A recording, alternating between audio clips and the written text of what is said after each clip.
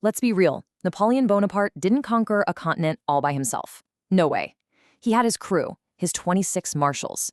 And we're talking about a group of commanders so legendary, so diverse, and so brilliant that people have called them the greatest military team ever assembled.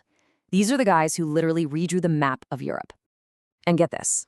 On every single one of their ceremonial batons, they had this phrase inscribed. It perfectly captures what they were all about, their dual role. See, they weren't just generals. They were the superstars of a brand new empire, expected to be total terrors on the battlefield, and, just as impressive hanging out in the palaces of Paris. And that's exactly what we're here to figure out, because behind that grand title was just a wild mix of personalities. We're actually going to rank them, from the political hacks who got the job through connections, all the way to the true legends who earned it in blood, fire, and just sheer genius. So what was a marshal anyway? Well, it was the highest military spot you could possibly get. It was a rank so tied to the old kings that the French Revolution actually got rid of it completely. But then, in 1804, when Napoleon crowns himself emperor, he brings it back, bigger and bolder than ever before. And this group was unbelievably diverse. I mean, Napoleon didn't just pick a bunch of aristocrats. He chose men from every walk of life. You had sons of innkeepers, career soldiers, old-school Republicans who were kind of suspicious of him, and of course, die-hard Bonapartists. The youngest was practically a different generation from the oldest. He built a true meritocracy of talent, for the most part. All right, so let's start with our first category, the guys who weren't necessarily battlefield geniuses. These were the political picks, the ones chosen to honor the past and really lock in the legitimacy of the new empire. You had guys like Perignon, Serrurier, and Kellerman. Now, these men were heroes of the French Revolution. Making them marshals was an absolutely brilliant political move by Napoleon. It was his way of saying, hey, my empire isn't a break from the revolution, it's the fulfillment of it. These guys didn't really do much commanding in the field as marshals, but just having their names on the roster gave Napoleon's new government a ton of credibility. But, not all the political picks were these respected elder statesmen. Let's talk about Marshal Brune. He was a loyal Republican and a pretty useful ally, but his most defining skill wasn't commanding armies. It was, well, let's call it enthusiastic looting. In fact, he plundered with such gusto that his getaway carriage, I'm not kidding, once broke down because it was too full of gold.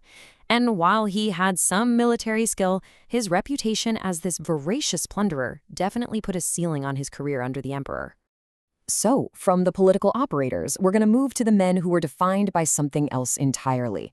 A single, catastrophic moment of failure, or just plain bad luck. Let me introduce you to Marshal Grouchy, who might be the unluckiest man in military history. On the day of Waterloo, he's miles away under strict orders to chase down the Prussian army. Then he hears it, the thunder of cannons. His generals are begging him, "Sir, march to the sound of the guns."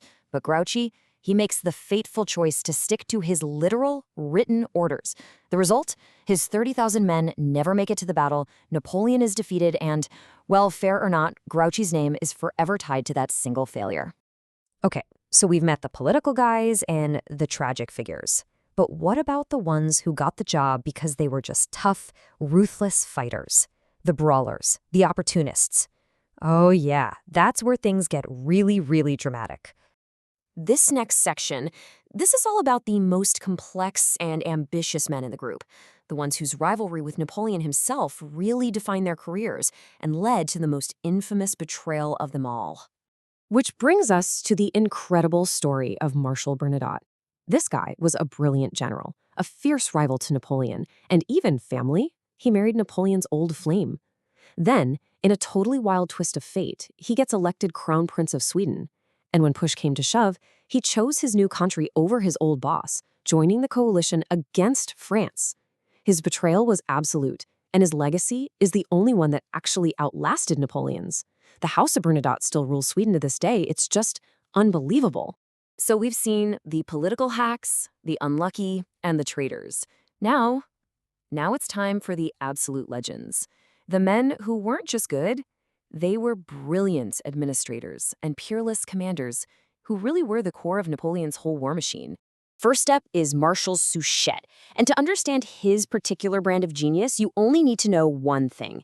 He was the only marshal to earn his baton in Spain, a brutal, bloody war that was a notorious graveyard for the reputations of French generals. So how'd he do it? How did he succeed where everyone else failed? Suchet understood something his colleagues just didn't get. You couldn't conquer Spain with brute force alone. He pacified his whole region, Aragon, through good old-fashioned governance. He paid his troops so they wouldn't have to loot. He protected civilians and respected their religion. He brought order and stability and turned a hostile territory into a functioning base. It was a masterclass in how to fight a counterinsurgency. So in the end, there were 26 of them, 26 marshals of the empire, 26 men from every corner of French society whose combined talent, ambition, and just pure audacity didn't just win battles. They completely reshaped the face of Europe. And if you really want to get inside the heads of many of these guys, look no further than this quote from Marshal Lefebvre. When Napoleon was planning his coup, Lefebvre, a gruff, straight-talking soldier's soldier, didn't hesitate for a second.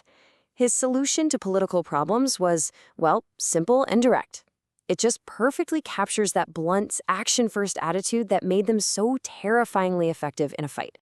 Think about it. Napoleon gathered some of the most brilliant military minds in history. From the kleptocrat Brune to the masterful Suchet, they were an absolute force of nature. And yet, it wasn't enough. In the end, the empire crumbled. Which leaves us with a really fascinating question. What truly shapes our world? Is it the genius of a few extraordinary people? Or are there bigger, unstoppable tides of history that even legends just can't overcome?